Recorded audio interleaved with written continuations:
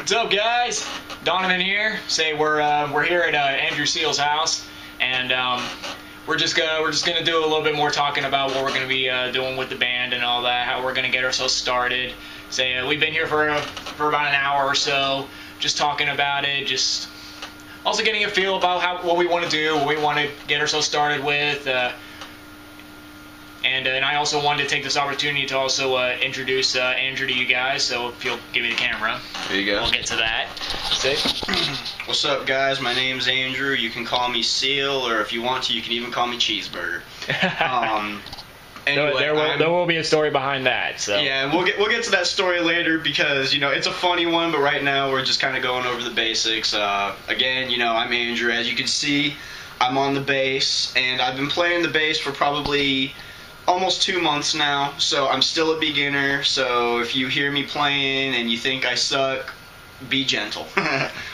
But anyway, as far as the band goes and as far as me being on bass, I love the bass guitar. For some reason I've always had a connection with it, and no matter what, it seems like I always came back to the bass. When I was first approached about being in the band, I was actually going to be a drummer, and I was going to learn how to play the drums. However, I don't have the space or, the location to practice drums because these you definitely need a larger space for something like that. Well, I need a larger space, and I've got too many neighbors that would bitch and complain. At least with this, even though it's an electric bass, since it's not hooked up to an amp, I can practice acoustic. And my neighbors didn't even know I played bass until I told them.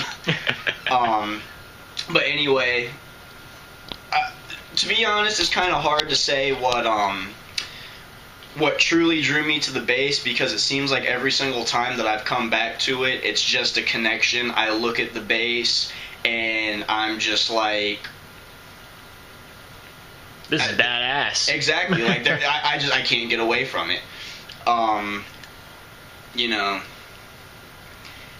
And I think another thing that really solidified myself as a bass player, I mean, I was pretty sure before, but what really solidified it was when we went to Blaze Fest. And if y'all haven't seen the video from when we were at Blaze Fest, you should check that stuff out.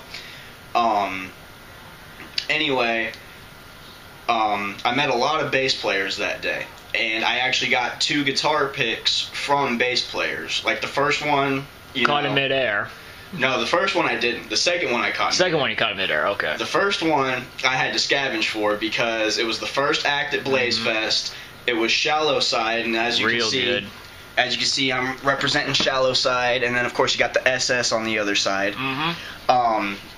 Anyway, I got their pick. I went up. I got the entire band's autograph of their poster. I actually have it upstairs. All that good stuff. Well, anyway, by the time the 4th act got on stage, it was I Empire.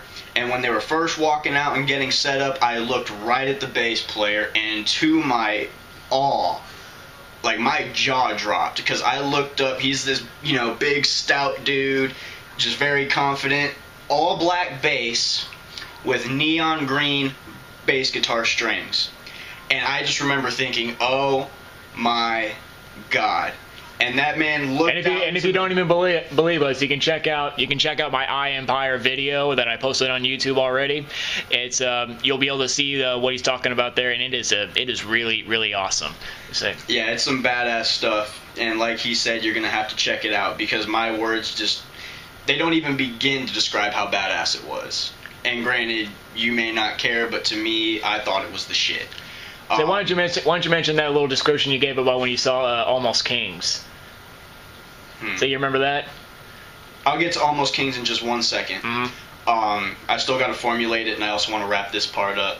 Anyway, so I think it was the second to last song by I Empire.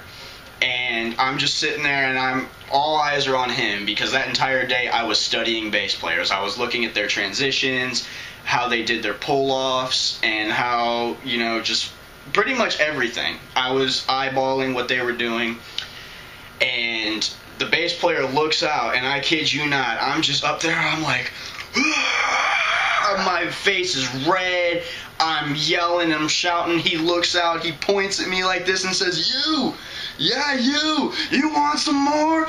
Give me some more!" They play one more song. He takes a pick, he kind of tosses it out to the front, and it's like, okay, that's cool. He takes another one off the stand. He looks out like this. He takes the pick and just slink, and it curves over. It just starts curving down. And as it's coming down, what? And I remember sitting there for a second thinking, I didn't catch it. There's no way I caught it. Brought it down. What do you know? Oh my God. Caught it in midair. And the dude was floored. Like, he saw me catch it and he was just like, holy shit. And that exact instance is what really solidified it for me. It's like, this is where I'm meant to be, is on the base. Mm-hmm. This is where I'm meant to be. But it's like you got a literal sign from another professional bass player that you literally found what your calling was. Exactly.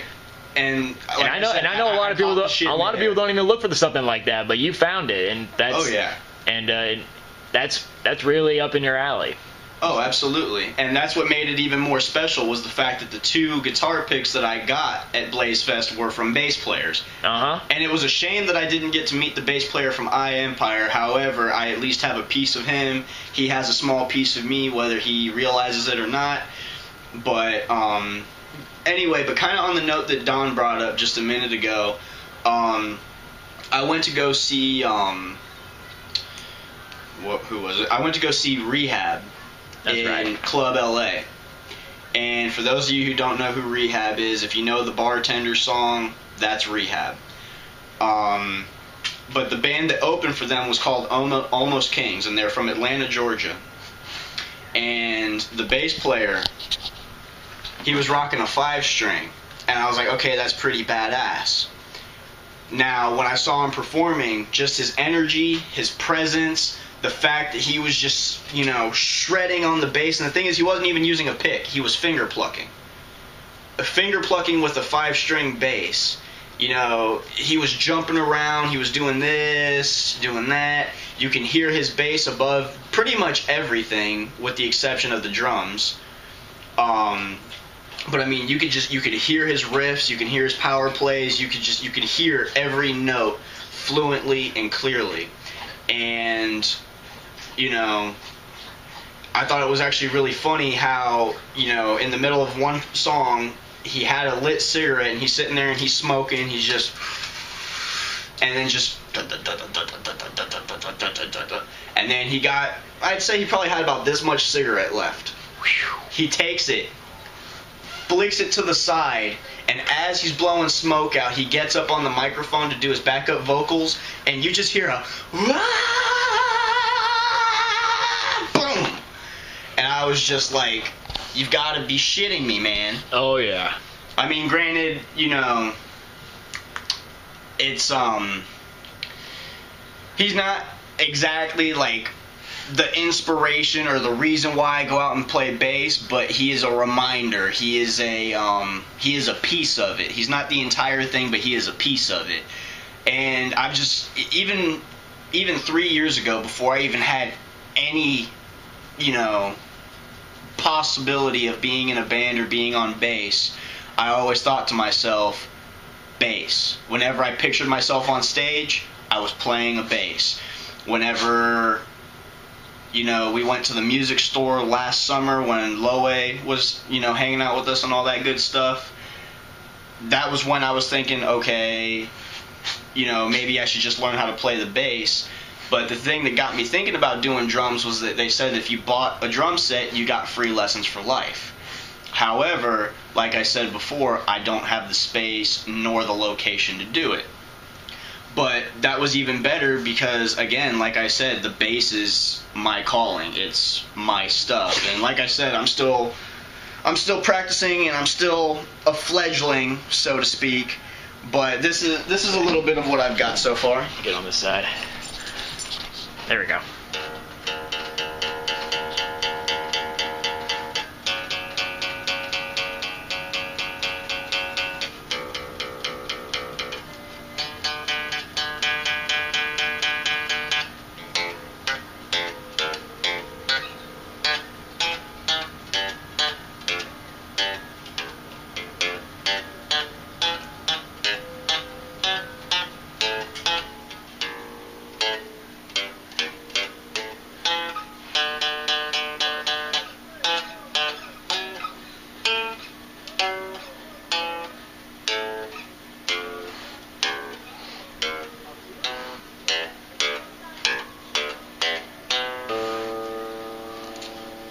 And like I said, pretty basic, still a beginner. You know, but working on my transitions, I got a little sloppy there in the middle. But again, you know, if you want to get something out of it, you got to put something into it. Mm-hmm. And you're sitting on my laundry, dude. Am I? Yes. My apologies, man. It's cool. I just thought I'd warn you. Fair warning. Yeah. But anyway, so I started out with the finger plucking, and I'll actually give you a demonstration of the finger plucking real quick. However, I do prefer the pick, and of course Tortex is the way to go. So anyway, for those of you who don't know, obviously when you're on the E string at the top, you rest your thumb on the pickup here, and you strike right into the thumb.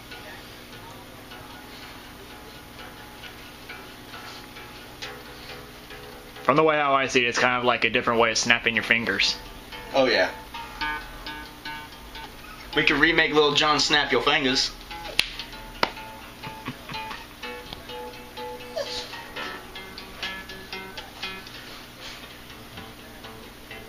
And as far as the finger plucking, with the strike hand and everything, it's been a little while since I've done that because I've been practicing so much with the pick.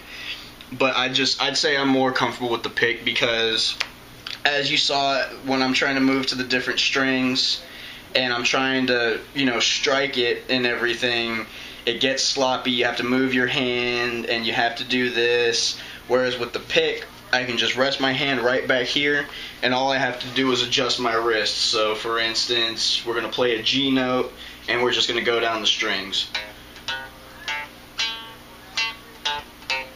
See how more fluent that was? Now I'm going to try to finger pluck it.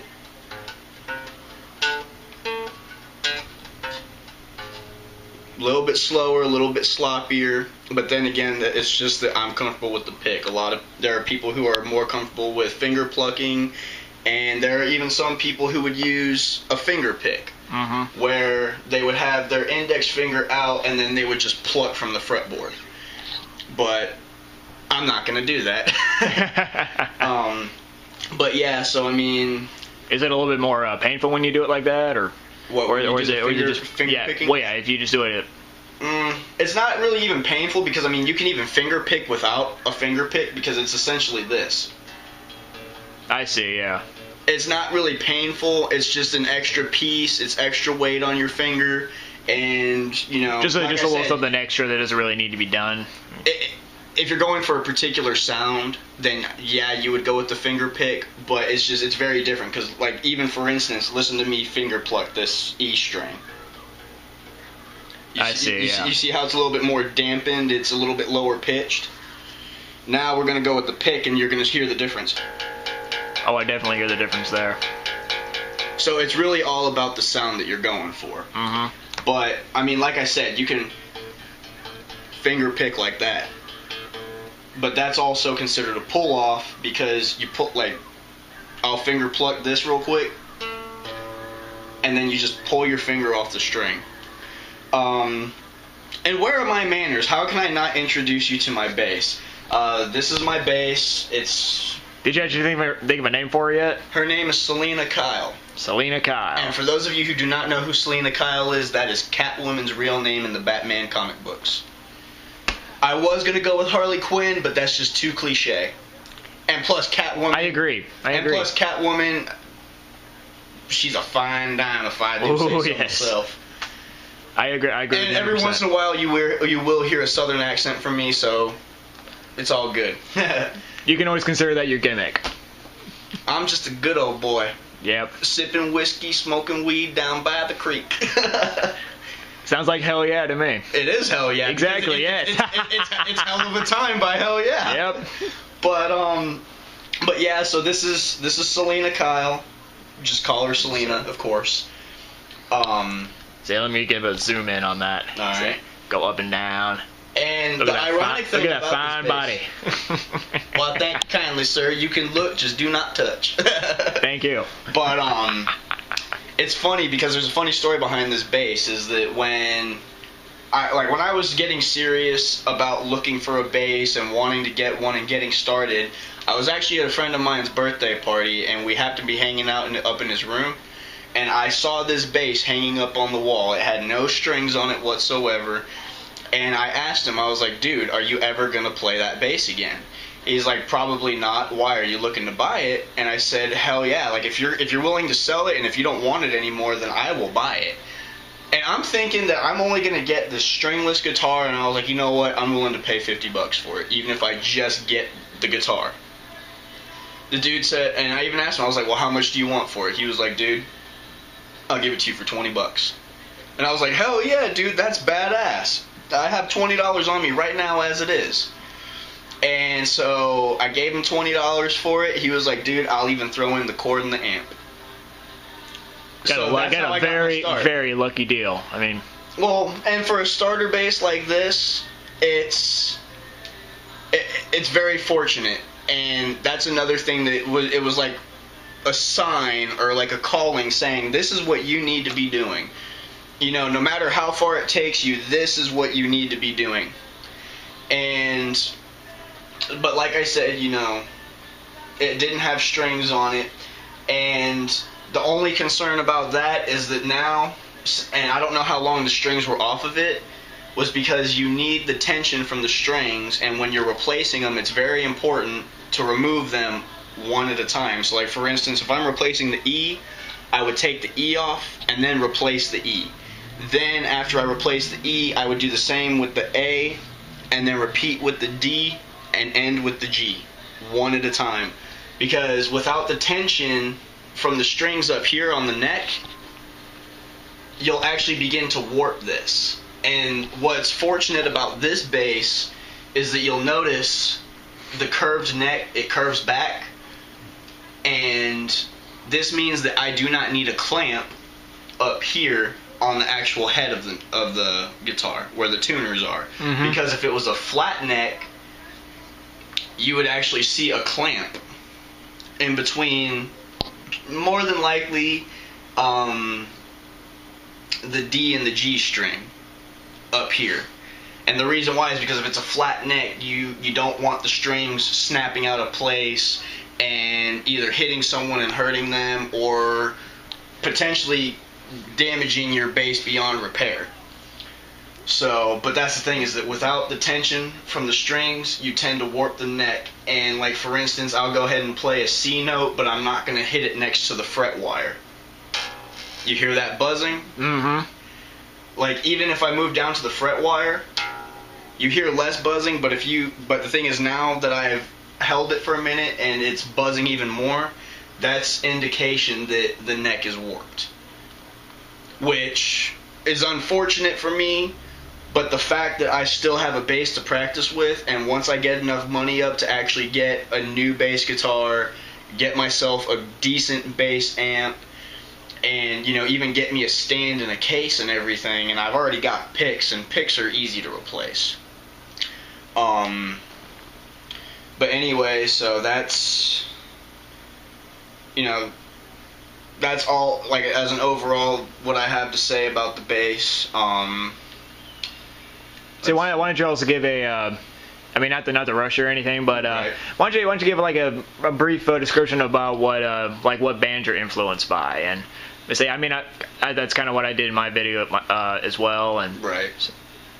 and everybody's got different opinions. Well, about I'm glad you actually brought something up, because I was about to hit a dead end.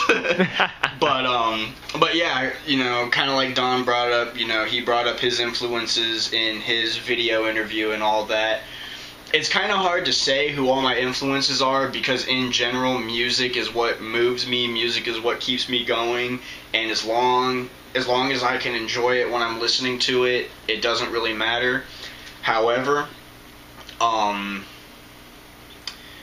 you know, just like, for instance, when it comes to the bass, I look at the bass player from Green Day. I look at the bass player from Hell Yeah, which he actually was the bass player for Mudvayne originally. Mm-hmm. He was a badass. Let's see.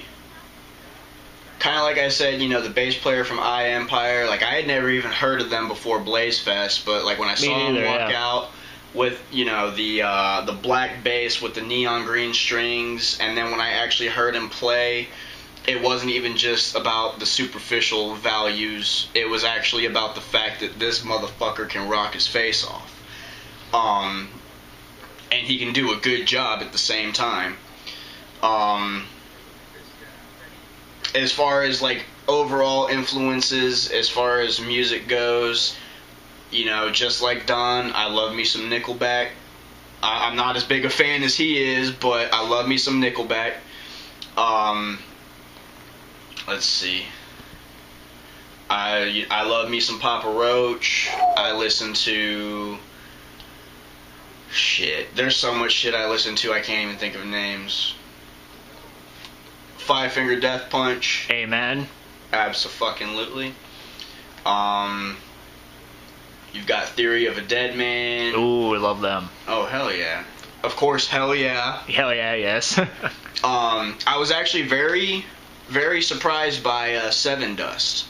And I'm going to start listening to them some more because they had a good sound, they had great stage presence, and just overall, they rocked the house. They had a really good heavy tone with their music. That's one thing that really introduced me to them. And as a piece of advice, I think you should actually start studying the lead singer for Seven Dust, because at the end, and I think you brought it to my attention, but at the end he just let out that big ass scream with that high pitch, you know. I mean, obviously I sound like shit, but yeah, but the idea. That's definitely what I thought about doing. I mean, I see that kind of technique. Here, let me put the camera on me. I definitely see that kind of technique a lot in different bands, like you hear from Seven Dust, or hell, even from bands like Godsmack, or. That's another band that I really like, and that I want to actually study. Oh yes, definitely. But yeah, there's those two bands, and there's also bands like Disturbed a little bit, Drowning Pool. You can't forget Disturbed or Drowning Pool. Hell no. Which, speaking of which, and you might have seen this in the other video if you're familiar with our page, but gotta represent with Drowning Pool, and then if you look on the flip side, you probably can't see it very well, but that's C.J. Pierce's autograph. Yep. So, I mean, even though he's a guitarist and not a bassist, I still got me some C.J. Pierce. And it's all still guitars. Oh, absolutely. Around the same world as guitars. Well, and the thing is that the only real difference between the bass and a regular guitar is that the neck like the fretboard on a bass is longer, and you're missing 2 strings from a standard bass. You know, this is a standard 4-string bass. It goes 4, 5, 6, and then for the even more advanced players, there is an 8-string bass. You know, I don't think I'll ever get to the 8-string bass or even the 6, but I would love to, in my lifetime, transition from a 4-string to a 5-string bass. Make a little bit of advancement and, you know... kind of expand your interests. Exactly. You know, and on top of expanding interests, you know, creating new sounds, studying new things. I mean, think about it. You know, if I want to learn how to play bass lines like from, you know, Almost Kings... 5-string bass. I think at some point Empire, their bass player, transitioned to a 5-string bass. There was actually about half of the bands there where they played at least one song with a 5-string bass. But it's you know, all in all, the bass is just where I need to be. You know, I'd say what first got me into rock and roll, though,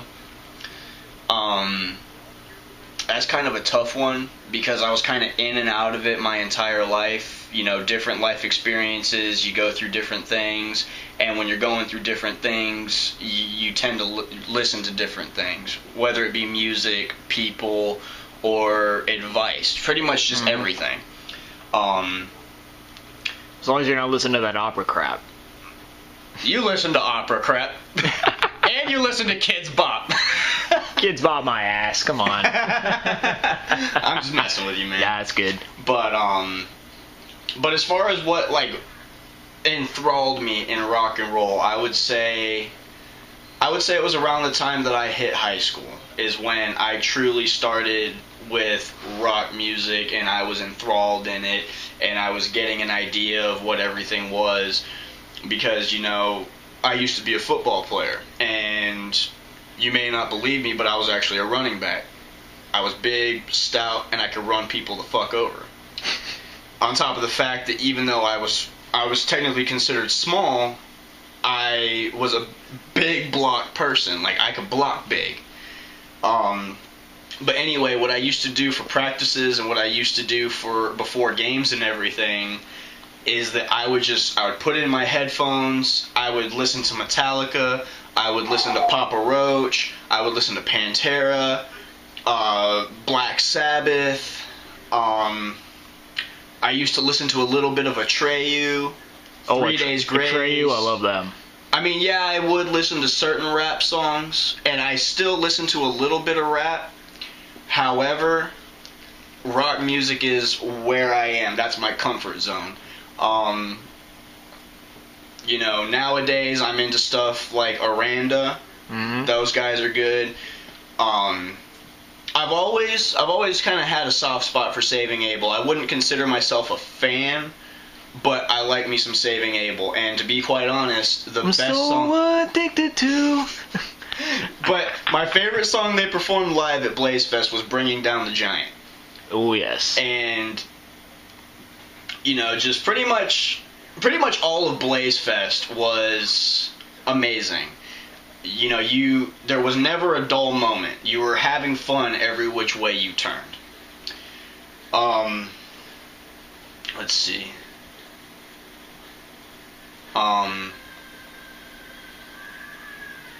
I like me some Sum 41. That's another band I used to listen to. I mean, I still listen to them now, but I used to listen to them, you know, before practices, before games. I'm actually very, like, I have various interests, especially, like, in all music, but especially when it comes to rock music, because, I mean, I even listen to stuff like Slipknot. I listen to a little bit of Hollywood Undead. Let's see. What else is there?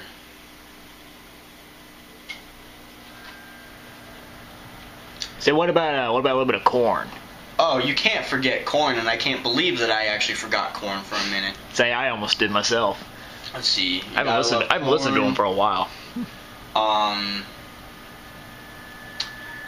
It's too bad that we didn't get to see Device in concert.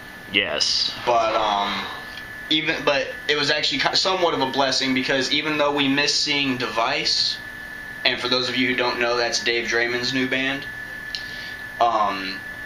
I was able to take the tickets that I got for Device and trade them in for Buck Cherry tickets. And Buck Cherry, that concert was off the hook. I kid you not. I had someone up on my ear, their lips touching my ear, screaming in my ear, and I could not hear them over the music. Like, that's how much they rocked. I mean, Don and I, we got to do a meet and greet with them. You know, the entire band signed their new album for us. So you even got a smile from Josh Todd. Hell yeah, I got me a smile from Josh Todd. But yeah, like, got myself a handshake with the drummer. Hell yeah, man. But the best two people out of all of them, like, okay, Josh Todd, you know, like Don said, you know, I got a smile out of him and everything. The two guitarists were actually pricks. Like, the first one, they kind of were. Like, you walk up, you like try to, you know, what's up, man, and all that stuff. He just kind of looks up, looks down, signs it, pushes it back to you, waits for the next one. The next guitarist, he wasn't as much of a prick. Like, he looked up and he, like, gave you a head nod, but looked back down, signed the stuff, and then gave it back to you. Josh Todd was in the middle. You know, he was like, what's up? And I'm like, not much, man, what's up? And then we're sitting, he signs it, he looks up, he's like, alright, you take care now, man. And he at least acknowledged us. The drummer was right next to him. As Don said, he got a handshake and a what's up from him. And it was even more badass because I actually got to talk with the bass player, and the bass player was cool as shit. He was, yes. I mean, he asked Don, he asked me, and pretty much everybody else that was in line what's going on, guys? You having a good night? We having a good time tonight? He was a badass. He was fucking awesome. It's like yeah. they're just not there to play music. They're there to meet their fans. They want to get to know their fans. Well, and that's the one thing that I like about a lot of these up and coming bands. Like for instance, Shallow Side and Catharsis and everything. Oh, Catharsis was amazing. Catharsis is the Cheeseburger story. Yeah, that's where the Cheeseburger story comes in. But yeah, they get out there and they're selling their merchandise. They're meeting people and they're saying, hey, you know, we really appreciate you guys and all that. And the thing is,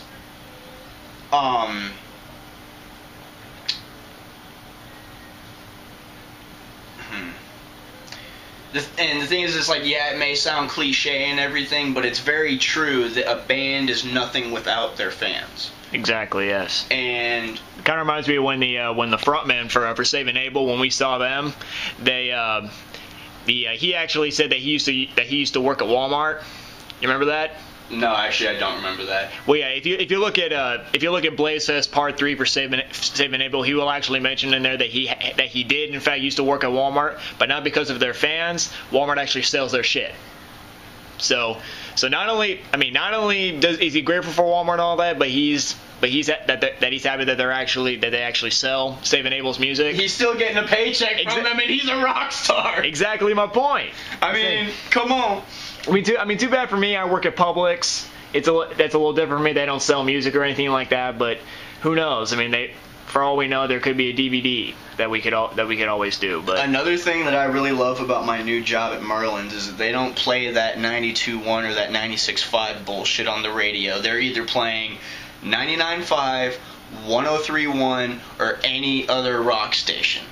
And rock and roll is a good way to go. Well, I mean, think about it. And I'm always hearing all this pop stuff going on in Publix. Okay, the reason behind Pop Evil's name: fuck Justin Bieber, fuck Justin Bieber, fuck Justin Bieber. Woo! I mean, that's the easiest way to explain their name. Is because it's for people who fucking love rock and roll. And you know what? Don and I, and even Archie there. Yep, even Archie. Yep. We fucking love rock and roll. But, I feel like there's one point that I'm missing. Let's see, we've gone over influences, we've gone over the bass, we've gone over this, we've gone over that. Gone over your inspiration for what, what got you into rock and roll. So what am I missing? I guess also the kind of things that you're also leading up to wanting to be in this band, and we can also talk about this kind of stuff here. So far we've got possible band names. And that is if the name that we originally thought of, Life in the Making, which was really Loway's idea, but and I hate to say this on here, but he may be watching this. I have no idea. He probably has a subscription to my channel, but I will do a separate video with him to see what he's got in mind to contribute with the band and all that.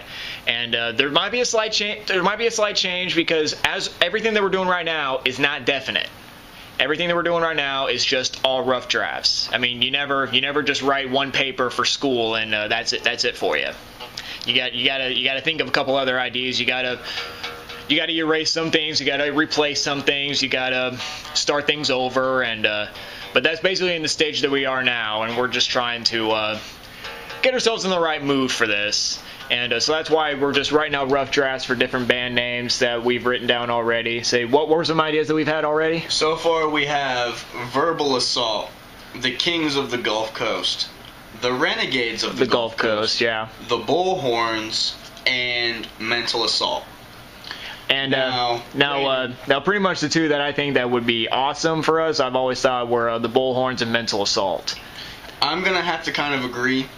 I'd say those are pretty much our strongest ideas right there. But like Don said, especially for school, you write a rough draft, you revamp it, you fix any errors, and you work out the kinks. You proofread it. Same thing with on here, because like I said before, I got a little sloppy in the middle, but it's about what you put into it, because what you put into it, you will take out of it.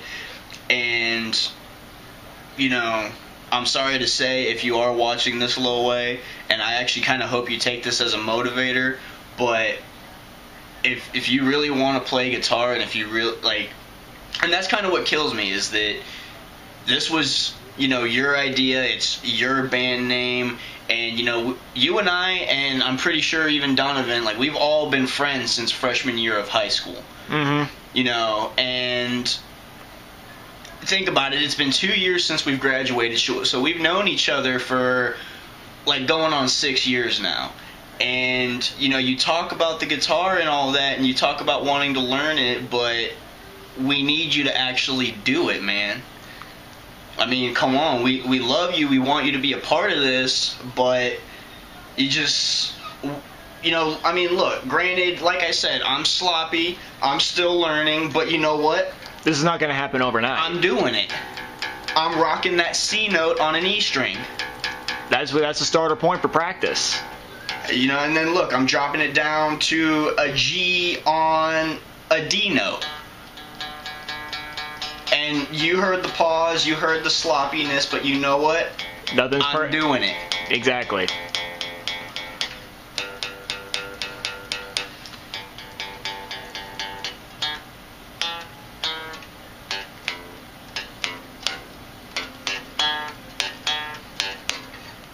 I mean, if you, for anybody who's actually watching this and is looking at this, this is just a starter point, and that's the way how anybody else starts it. And I know a lot of people start at a younger age, but this is something that just came to a newer life for us.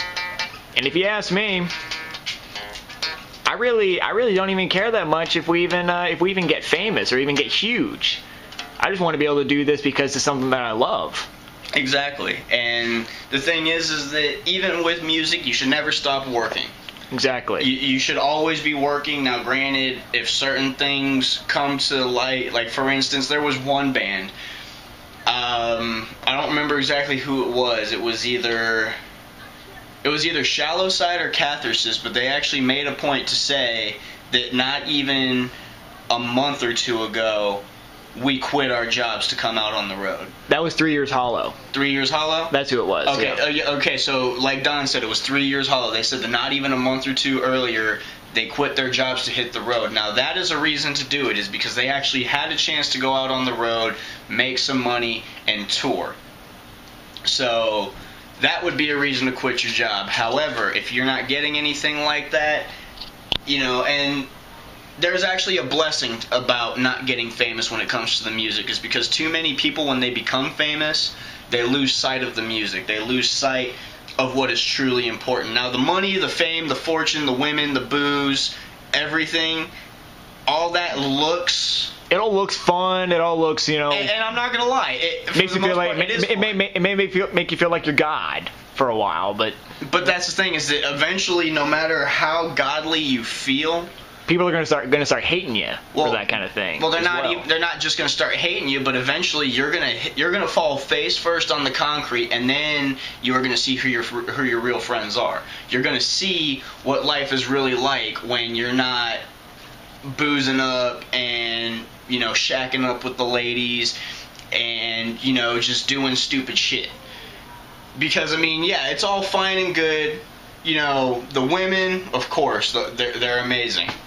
I mean, we even got to see some titties at Blaze Fest. I mean, those were some beautiful titties. I mean, the lead singer for Saving Abel was in the middle of a sentence, and these two girls that were up on these dudes' shoulders just went, woo! And the dude stopped mid-sentence and was like, "Hey, girl, why don't you come on up here?"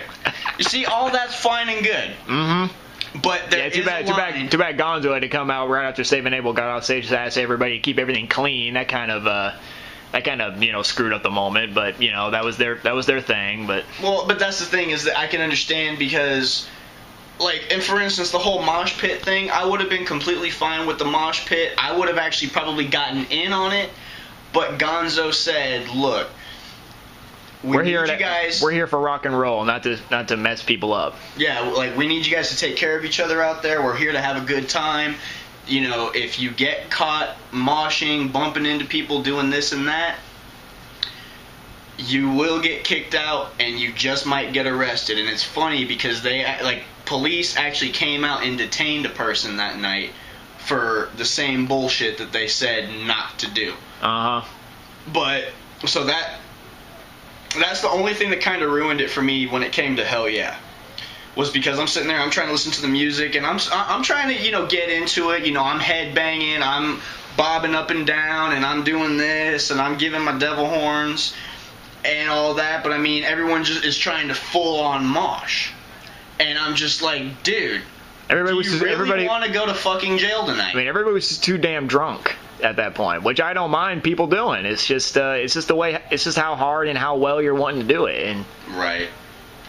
But that's the thing is that, and this is actually a life lesson. It's not even just like a Blaze Fest lesson. Is that there are boundaries to everything. You got to know when to stop. You got to know when to open your mouth. You got to know when to shut your mouth. You got to know when to put up a finger in a fist, and then you got to know when to put a hand out and help someone up. And not to sound petty or evil in any way, but you also need to know when to leave that fucker down on the ground. You know, so it's all about the lessons. And you know what? There's always, a wise man once told me, there is always hope so long as you wake up every morning and you do your stuff. It's when you stop waking up in the morning that there is no more hope. And I want more people to realize that. I want more people to see that it's not all about them. It's not all about getting wasted, and it's not all about, you know, getting fucked up. It's about love. It's about respect. It's about putting your hand out and helping up a fellow brother. It's about, you know, just taking out all your frustrations. You know, you hate your boss at work, write a fucking song about it and be like, I'm gonna punch you in your fucking face, you know. And obviously that was a terrible example, but an example nonetheless. You know, it's about emotion. It's about passion. It's about, you know, if you're a Led Zeppelin fan whatsoever, it's about getting the lead out. It's a whole nother ball game. Music in itself is just a whole nother ball game. And I know I'm kind of rambling right now, and some of y'all might not quite get what I'm saying, but just think about it. Well, this is the whole point of, you know, doing this video for you, is so that people can know what you think about it. So yeah, ramble on all you want. I mean, we're coming up on 45. What do you know, we're coming up on 45 minutes. Ramble On is actually a Led Zeppelin song, and I just got done talking about getting the lead out. But yeah, I mean, it's music is just an amazing thing, and if more people would realize that it is an essence and not a product, and not something that you can use, you know, it's not something you can use as a shortcut. Yeah, it's something to use as venting, to get out your frustrations, to lift your spirits, to it's so much more. And it's funny because if you actually look back to the Bible and you look, the devil, before he was cast out of heaven, and before, you know, because he was originally Lucifer, he was, you know, second in command with the heavens. He was, you know, he was almost top dog. But when God was assigning angels assignments, he assigned Lucifer to create music. And it's funny because a lot of people look at music, and especially people look at the pentatonic scale, and they're just like, that's devil music, you know. No, you cannot do that. But the thing is that, okay, granted, technically the devil created music, but technically not, because he was still the angel Lucifer in heaven doing what God asked him to do. So God had every intention of us having music. Exactly. Just because Lucifer was cast out of heaven and became Satan does not necessarily make music all around the devil's work.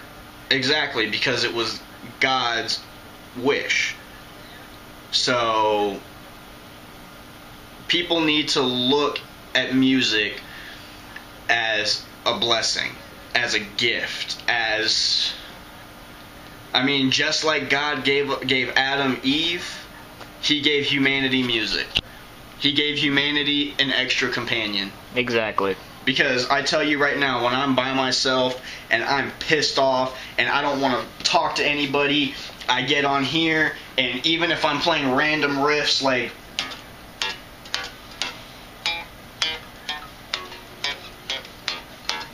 and I have no idea what the hell I'm doing as far as... It's a way of calming yourself down. Exactly. I kid you not. Like, it's this, like this is what is it's saving your own my it's your life. own musical therapy. This is what is saving my life right now. Aside from the fact that I have a new job with less bullshit and the fact that I actually have a sense of self. I mean, this right here is what gets me through. This is my baby, Selena Kyle. So...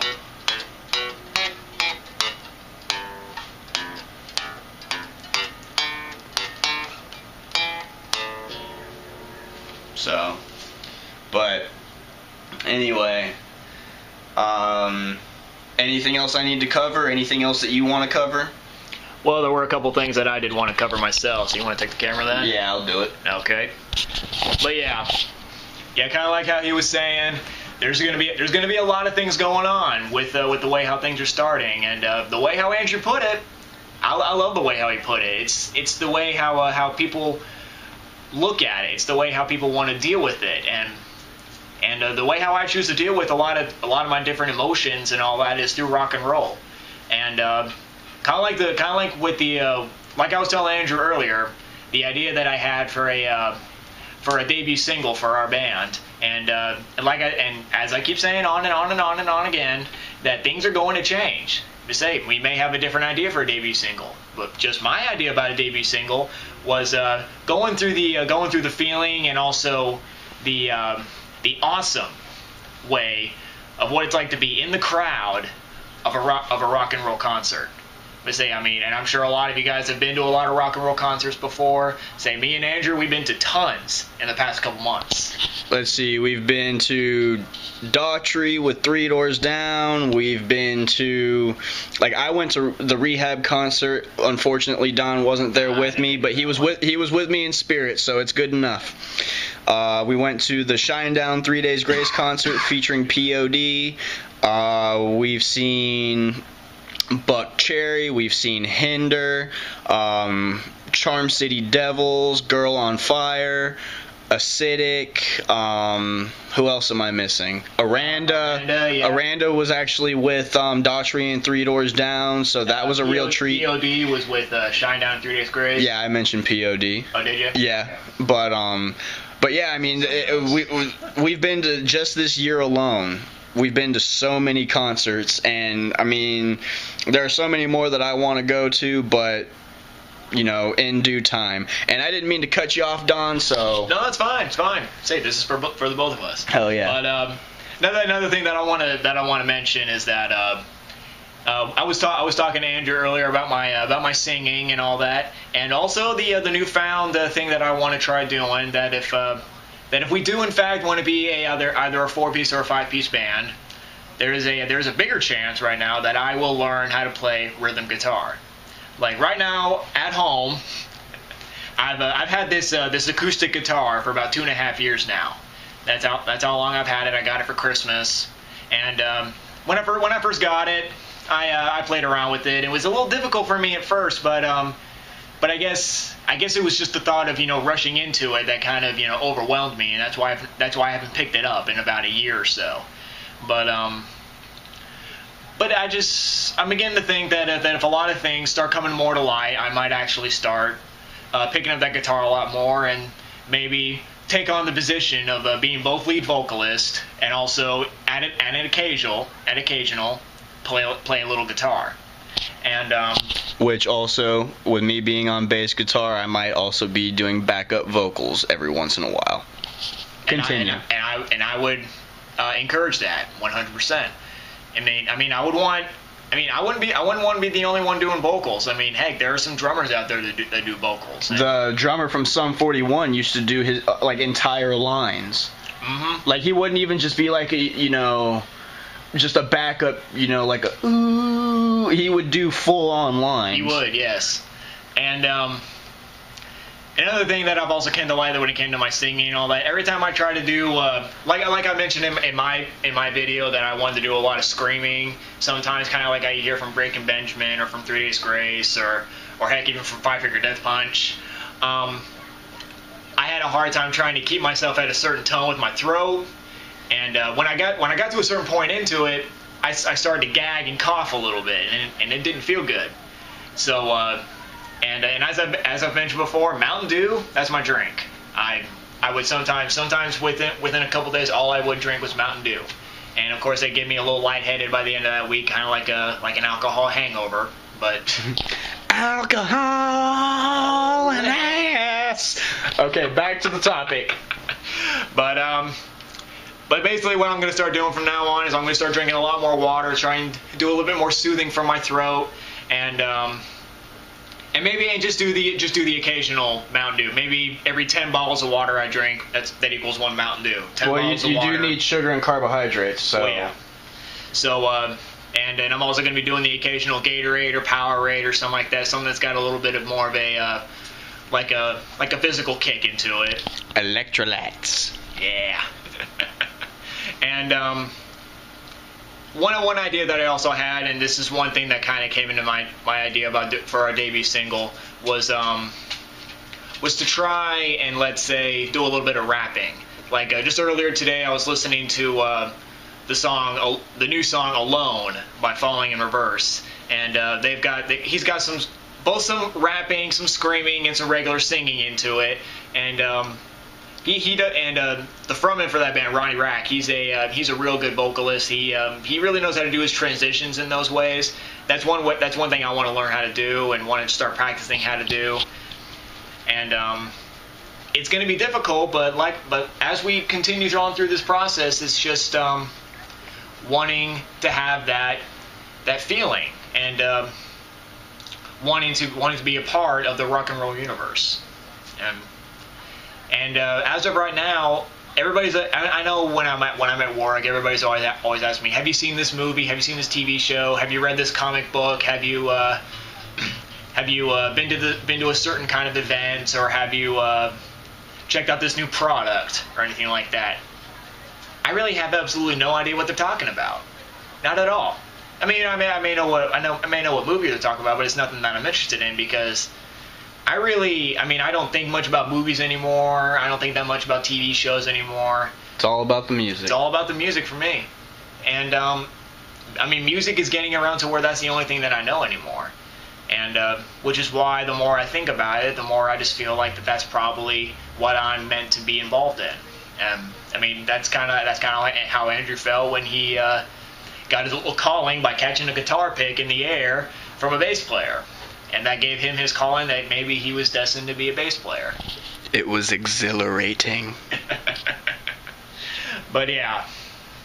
And also another thing that I was mentioning earlier was that, kind of the different vocal strategies that I was looking into, kind of like how he was mentioning with Seven Dust and with me with Godsmack and some other things that came to mind, like with Korn or with Slipknot, Five Finger Death Punch, and what's another good one? Breaking Benjamin, yeah, Papa Roach even, and that's another band. Both Papa Roach and Linkin Park also have like some sort of a fast, lyrical and singing type voice along with it. Well, they've got that certain progression that, like, with the way that they sing, and kind of like with Linkin Park, how we were talking earlier about the possible rapping or whatever. They've got Chester Pennington who does the screaming, and then they've got Mike Shinoda who does the rapping. Who also does guitar. Yeah, Mike Shinoda he's a badass. He really is. And then, like, for instance, you mentioned Papa Roach, and the thing is that part of the reason is that, like, for instance, Still Swinging, and a few other songs or whatever, they involve dubstep. And on top of that, even though Jacoby Smith, the frontman for Papa Roach and everything, all he did was change his progression just that slightest bit, and even though he was still doing his normal stuff, he was essentially rapping over dubstep. Exactly. And I like the fact that a lot of bands are incorporating that, because I mean, granted, if you look at pop music, I consider that absolutely shit. Like, I don't even consider that music. However, there is some rap that I actually look at and I'm like, that is lyrical masterpiece. Exactly, yes. Like, you know, because the thing is that you're still a vocalist as a rapper. Granted, a lot of them use auto-tune nowadays and they cheat and they do this and that, but there are actually a good bit of songs out there. Look at Tupac. Look at Biggie. Like, look at some of like the powerhouses from the past. And I know that we're getting off the topic of rock at the moment, but it's like, I mean, look at Tupac, look at Biggie. Well, it's all music in general. Look at Bone Thugs and Harmony. I mean, because think about it. I'll see you at the crossroads, crossroads, crossroads. I'll see you at the crossroads, crossroads, crossroads. And I'm going to miss everybody. And I'm going to miss everybody. But that's the thing, is that, you know, they were called Bone Thugs and Harmony for a reason. I mean, their harmonics, just their lyrics, the way that they went with it. And, I mean, they incorporated speedy progression. I mean, because the thing is that I don't know all the words. I mean, because you'll hear something like, and the goo guys got him, and I'm gonna miss everybody going down around the rain. I mean, it's like, it's a fast progression, and it's kind of hard to hear the words, but all in all, I mean, that is a lyrical masterpiece. And I mean, if you actually listen to the song and watch the music video, I mean, it's about losing a loved one, and you're grieving over it, but you're also happy that you're still alive, and it's the one day that's like, I will see you at the crossroads. We will be reunited at the pearly gates, and we will be a family again. Yep.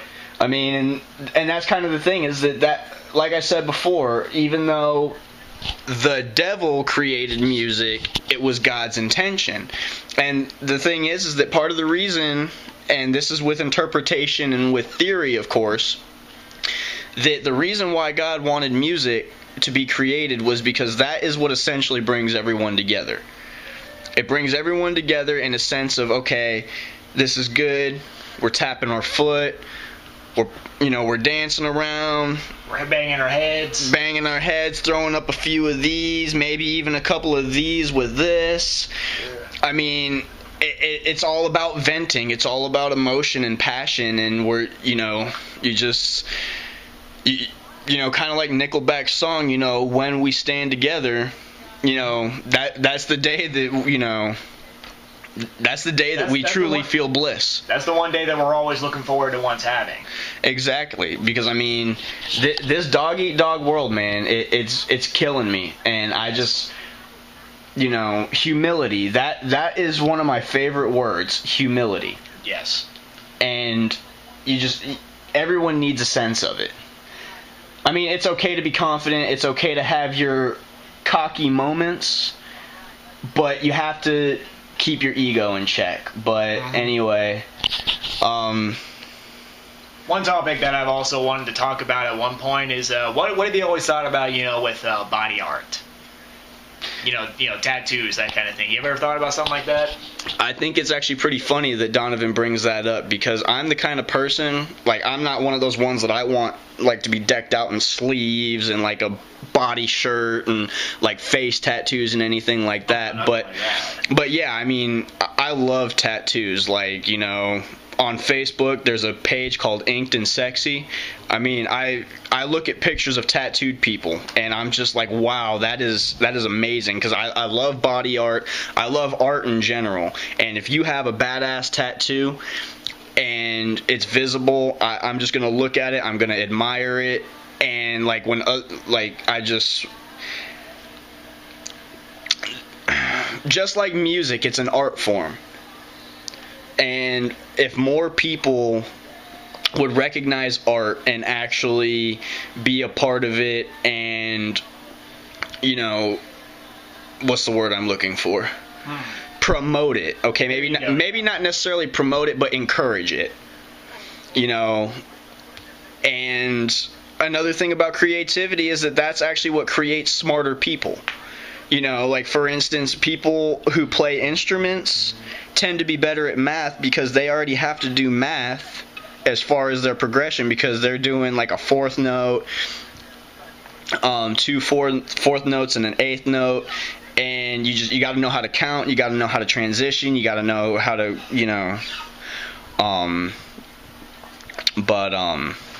anyway, I'm kind of getting off topic here. That's fine. What's your opinion on body art and tattoos? I've always been one for it. I mean, there's a friend of mine that I work with at Publix. He's a well-known guitarist, but he's already in a band. So yeah, we kind of lost sight on that one, which kind of sucked. But it's okay, we'll get one. One thing, but he had a tattoo right here on the side of his arm, and it was brand new. And it's just a regular guy with a. You say he had a pose like this, but instead of a head, he had a skull. Right. In that place, and it was surrounded by flowers. And it was actually kind of funny. I was the first one to figure out what his tattoo meant. And it was a sign of saying death is beautiful, or the beauty of death. And when I told him that, I told him that's the way how I felt about it. He's like, you know what? You're the first one to get that. That was the whole point of my tattoo. So, and that's the one thing that I've always wanted to think about when it came to body art. I don't want to just throw something on. I want to be able to have I want to think of a tattoo or something like that to be like a kind of a reminder of something of mine. You never know. Maybe on my leg, I might have a tattoo of a microphone or something like that. Or well, it's funny because when I was actually thinking about getting a tattoo, like one of my favorite game series, if not my favorite game series, is Assassin's Creed. I love the storyline. I love the gameplay. I love Assassin's Creed. And I was actually thinking about getting the assassin symbol right here on my right shoulder blade.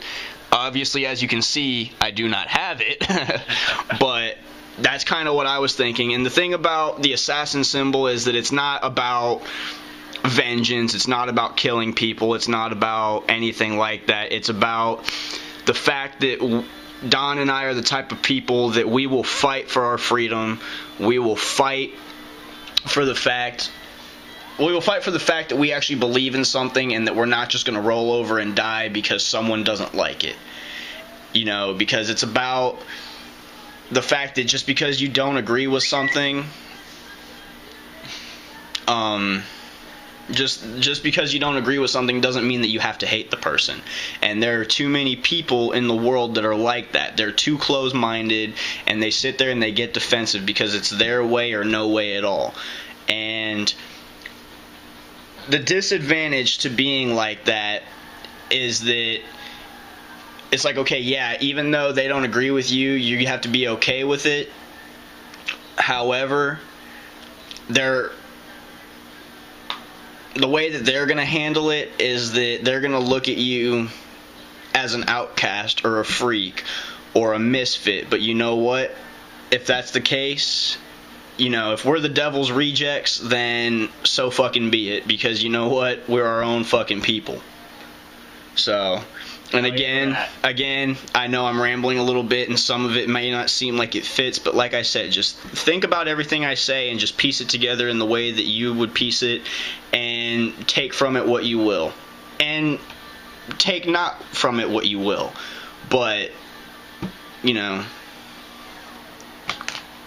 however you take the lessons and however you take any advice that I have is entirely on you. I can only give you the fishing rod and teach you how to do it. However, if I either teach you the right way or if I show you one way to do it and you kind of integrate it into your own way, I just fed you for a lifetime. Because obviously the old saying, you give a man a fish, feed him for a day, teach a man how to fish, you feed him for a lifetime.